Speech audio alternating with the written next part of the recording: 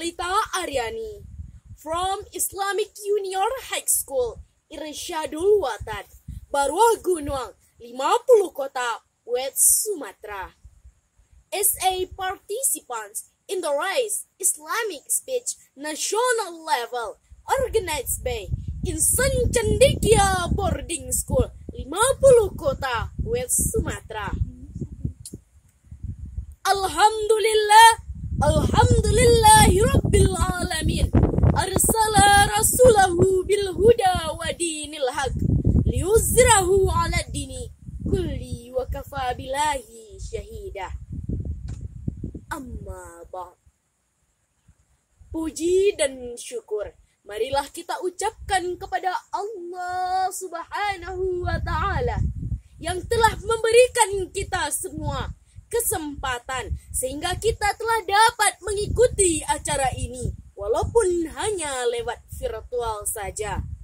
Salawat dan salam kita unjukkan kepada seorang pemimpin yang tak berdasi, seorang pekerja yang tak bergaji, yakni Nabi Muhammad sallallahu alaihi wasallam. Adapun judul pidato pada kesempatan ini adalah Peran Muslimah Zaman Now.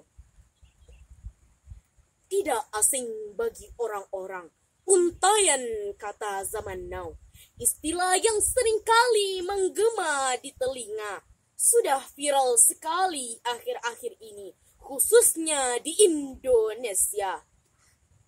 Kendati demikian, untayan zaman now yang ditayangkan tidak sesuai dengan aturan-aturan Islam yang ada. Para pemudi menjadi incaran, para remaja menjadi buram.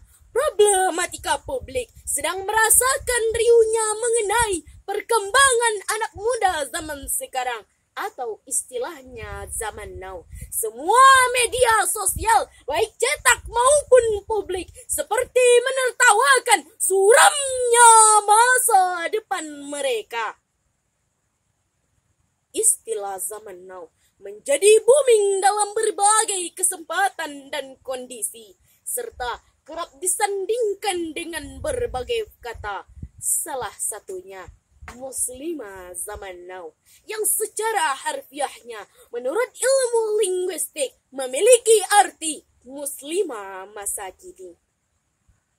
Zaman Now menjadi trending topik dalam berbagai fakta kehidupan. Fakta di mana manusia, baik sadar ataupun tidak, dibelenggu oleh sistem kapitalis yang menggurita. Sistem yang menyeret manusia, tidak terkecuali perempuan, diseret ke dalam gaya hidup yang hedonis, yang dicengkram oleh pemisahan agama dari kehidupan. Peningkatan jumlah perempuan yang pencari nafkah pada zaman now cukup fantastis. Perempuan menjadi ikon-ikon aplikasi di bawah prinsip pasar ekonomi. Semua yang ada pada tubuh perempuan dapat dijual, diekspos bagikan barang di etalase, termasuk tubuh, darah, organ, serta sistem reproduksi. Lingkungan alam yang tidak dimiliki oleh orang lain. Pendidikan, informasi, riset ilmiah, kesenian, serta agama. Dan yang paling utama, sistem seksualitas pada perempuan menjadi produk yang memetik keuntungan besar.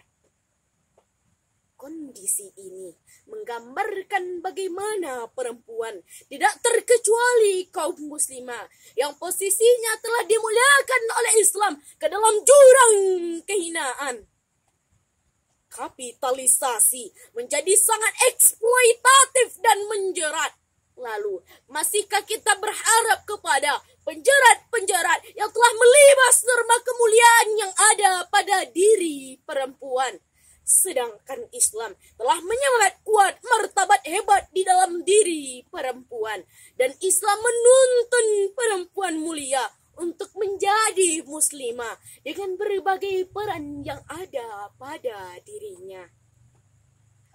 Begitu strategisnya peran perempuan, sehingga tidak dapat diremehkan, karena perempuanlah yang akan mencetak generasi-generasi penerus bangsa.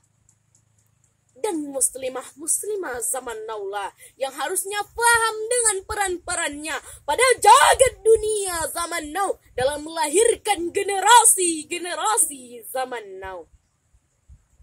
Bisa dibayangkan bagaimana kondisi generasi zaman now jika prioritas perempuan tidak terkecuali kaum muslimah keluar rumah untuk berkarir, mengajar kesetaraan agar dianggap sejajar dengan kaum laki-laki. Namun semua itu hanya bernilai sunnah atau mubah yang tidak bernilai pahala di sisi Allah. Sisi kewajiban sebagai seorang pendidik yang paling pertama dan utama bagi anak-anaknya terabaikan. Ditambah lagi dengan kondisi anak zaman now yang tidak memprioritaskan perbuatan yang terikat syara, tidak sedikit yang melanggar hukum-hukum Allah.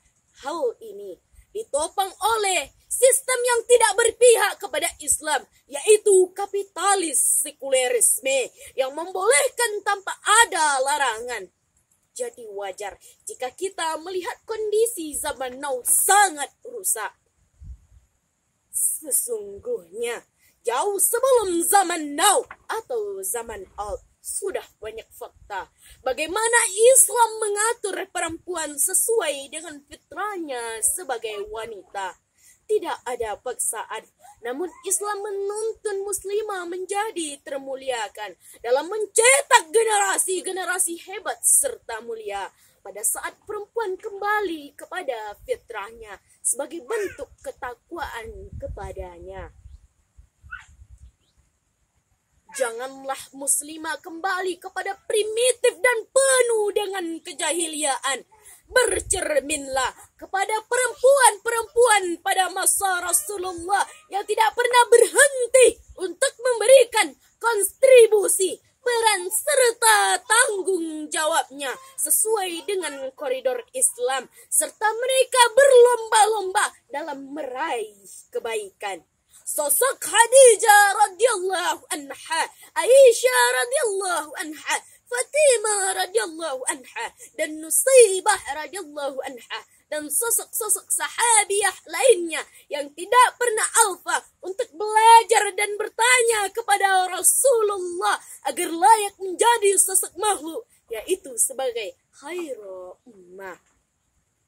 Muslimah zaman now yang senantiasa dimuliakan dengan fitrahnya sebagai pendidik yang pertama dan utama bagi anak-anaknya, sebagai pendamping setia suaminya yang mampu menjaga kehormatan dirinya, dan sebagai bagian dari masyarakat yang ikut berkontribusi positif, inovatif, serta kreatif sesuai dengan koridor aturan Islam.